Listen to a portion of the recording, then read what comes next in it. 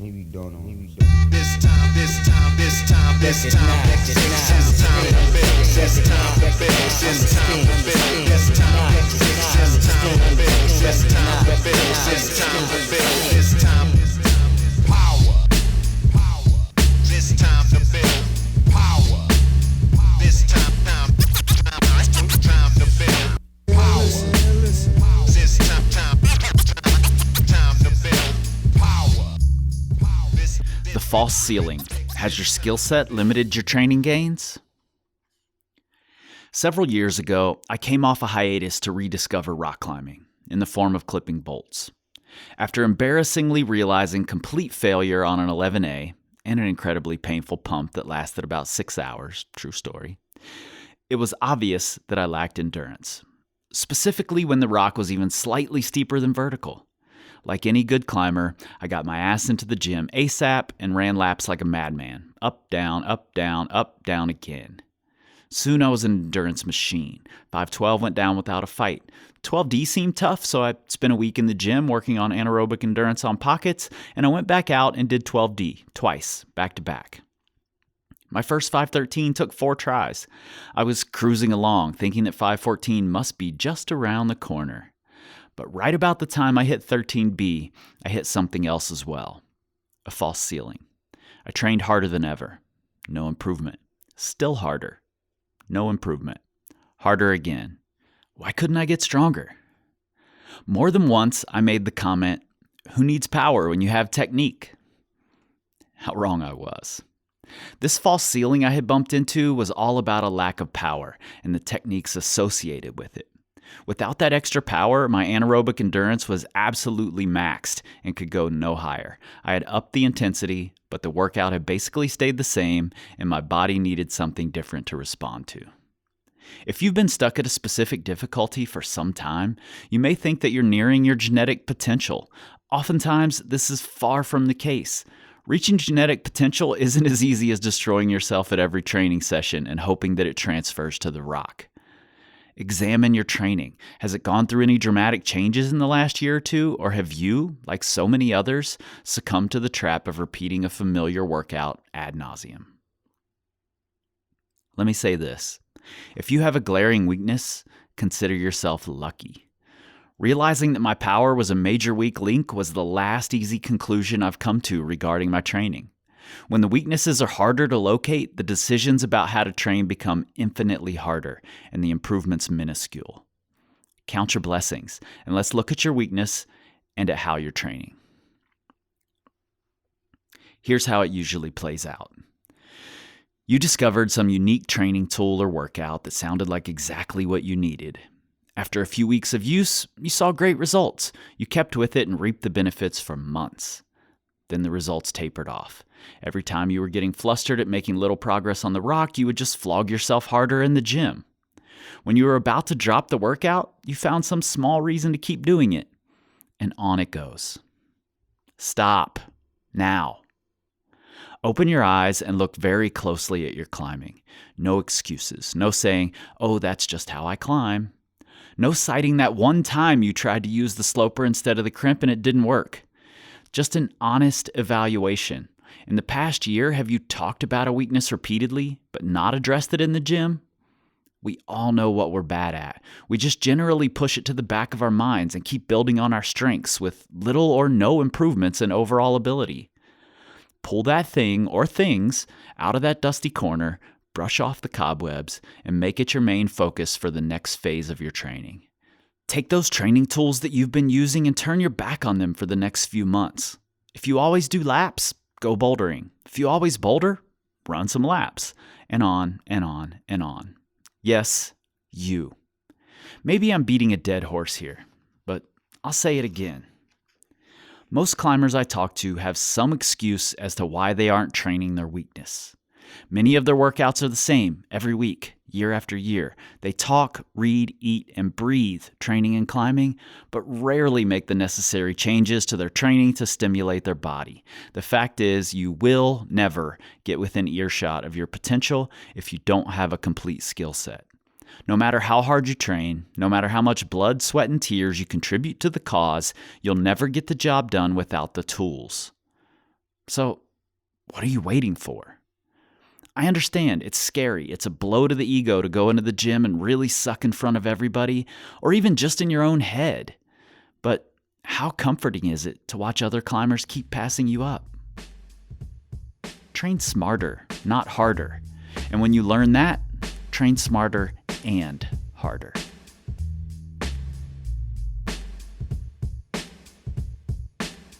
My name is Dale Wilson. I'm a data analyst around power company parts. Live in Michigan with my wife, my dog, and my beautiful young new baby, who's super cool. That's about it. I've been climbing since 2009 or 2010, something. When you said data analyst, I heard it as dada, like D-A-D-A, and I was like, oh, that's a clever pun.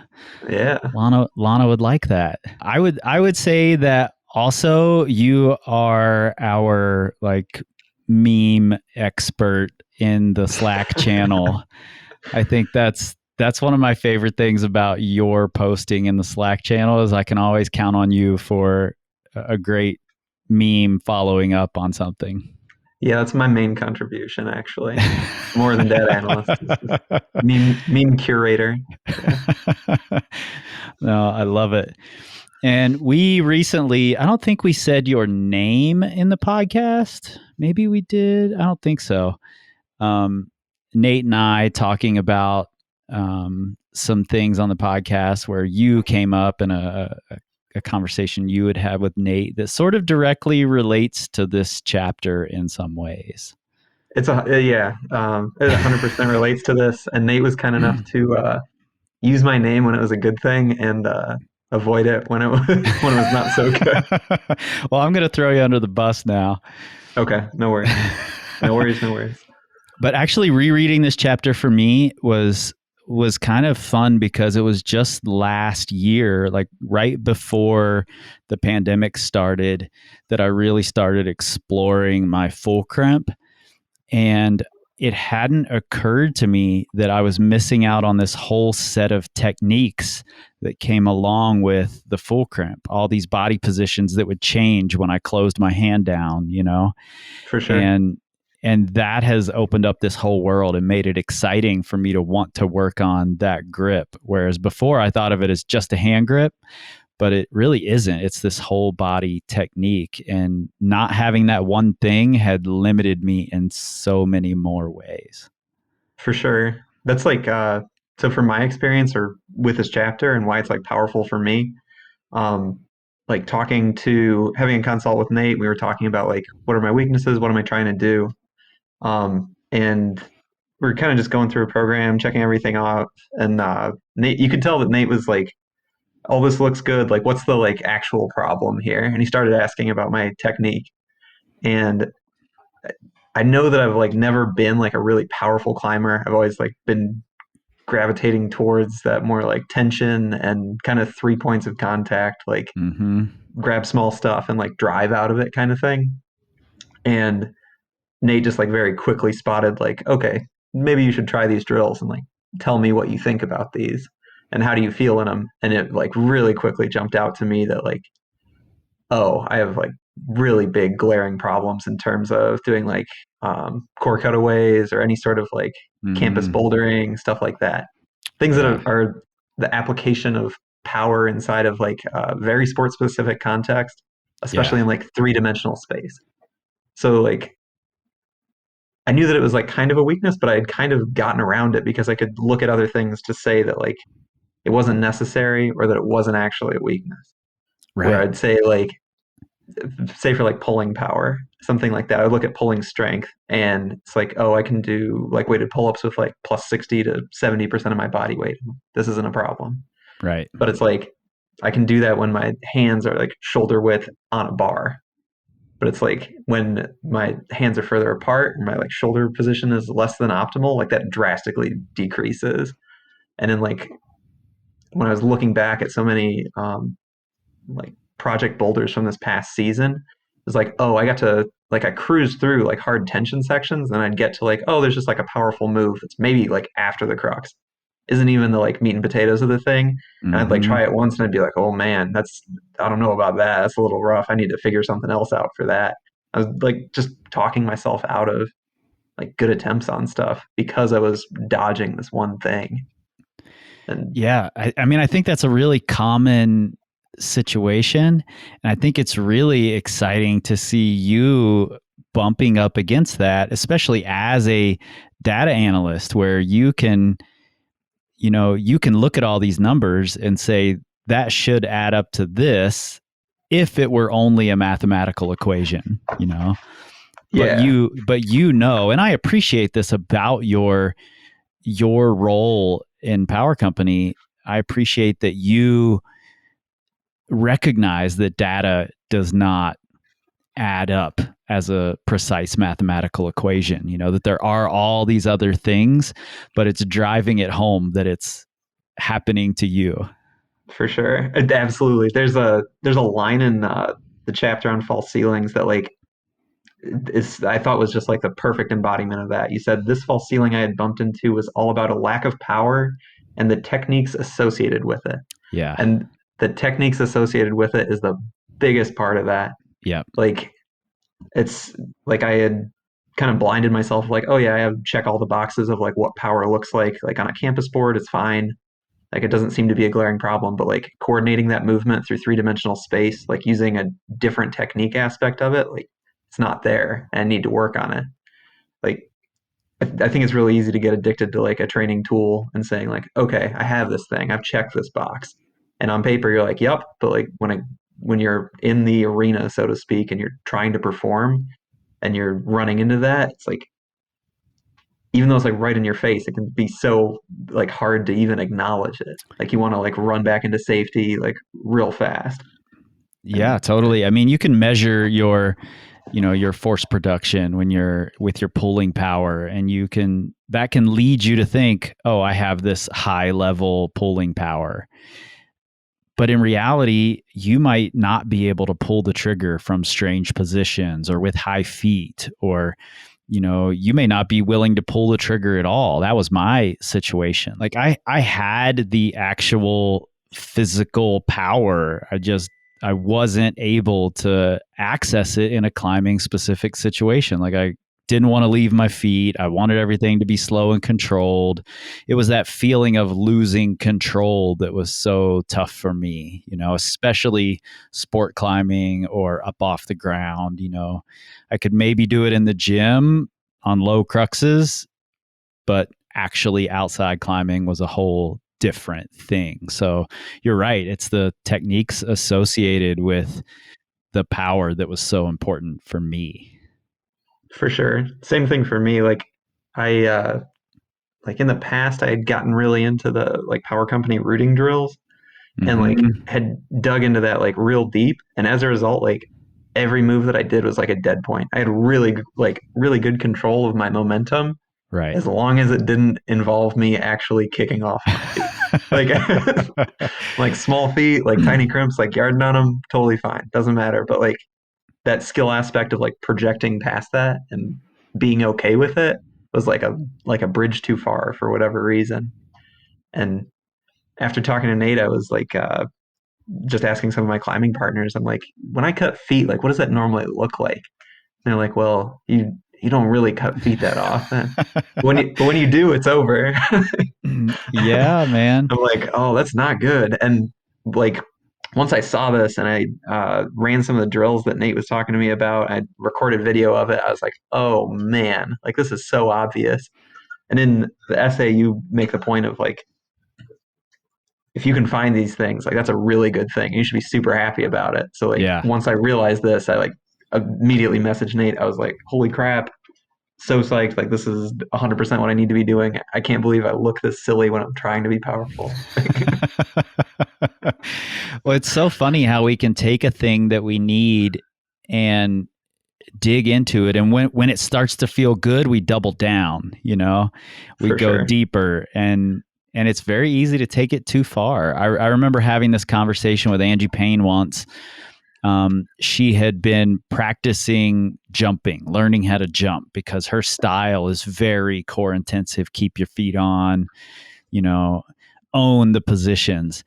And she was learning to jump because that's where competition climbing was headed.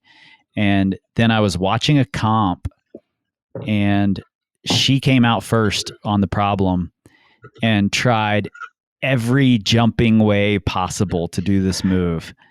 And then every subsequent competitor did it statically. And I talked to her after, and I was like, did you just take it too far? And she's like, yeah, I was expecting a jump because that's all I'd been practicing. And it didn't even occur to me that it might fit the way I used to climb. Right. Yeah. I don't want to lose my sea legs completely, but yeah. Yeah, exactly. I also don't want to be that guy dynoing with straight legs all the time. Totally, man. I think it's so important, to take a look at your current skill set and ask where the holes are. And I think that's really what this whole chapter is about. Like we're limited by the things that the holes in our skill set so much, but we very often don't look at where those holes are. For sure. Or if we I don't know, it feels like a personal thing almost, where like you like see a crux or something that you're gonna be bad at, and you're like, oh, I'm not into that. Like that's not Totally. that's not what I'm into. And it's like it's not an audit of like you being bad at this one type of move is not an audit of you as a person or something, and you don't have to be freaked out about like failing on it. Like you're not going to lose some sort of value because you don't execute this crux perfectly, like, or you've got something to learn from it. But that's the way that it feels sometimes, where you're like, I'm gonna skip past this. I'm gonna avoid these type of problems or these type of routes and cruxes because I know that like I'm probably not going to do it as easily. Like, yeah, it does feel that way.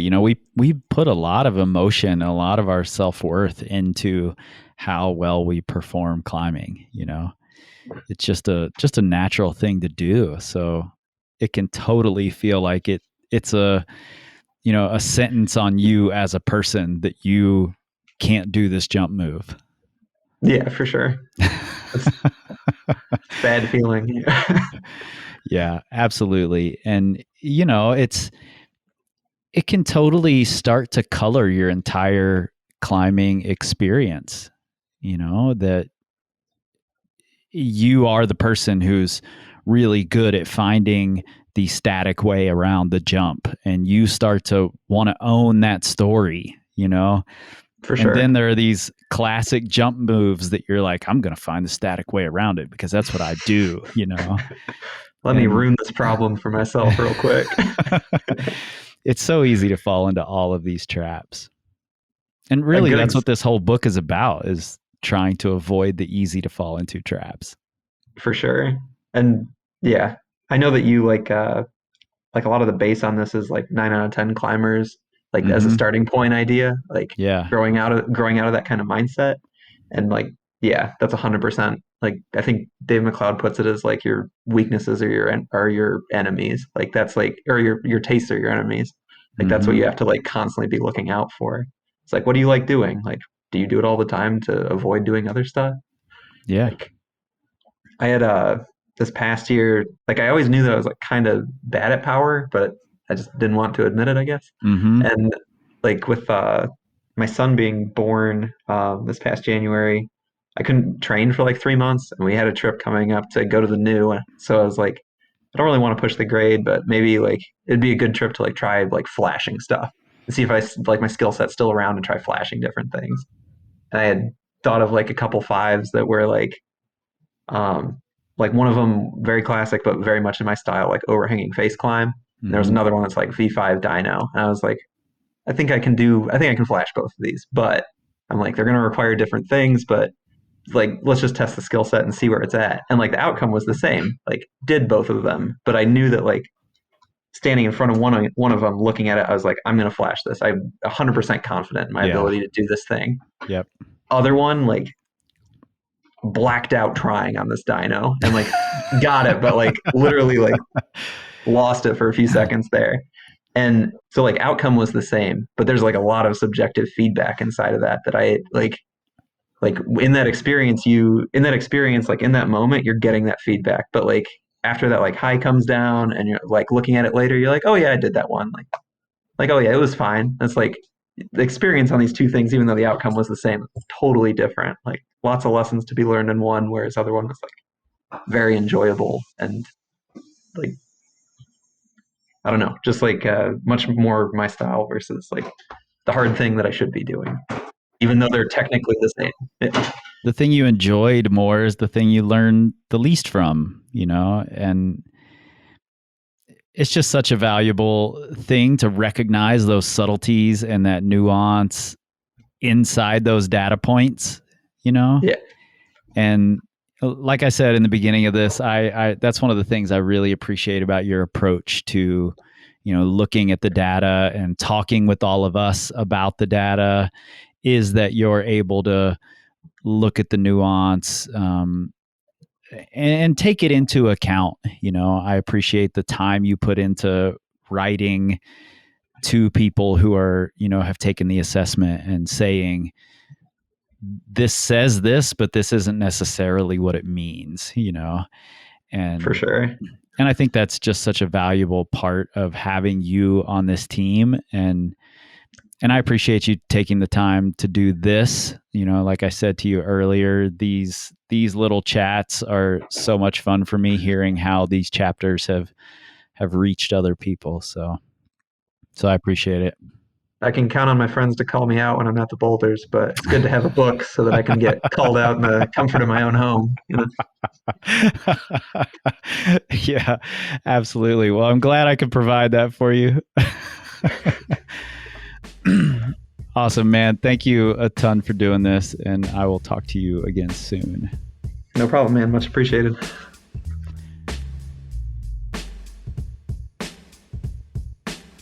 Tomorrow, the number one reason why your training doesn't work. We don't tweet. We scream like eagles. This time, this time,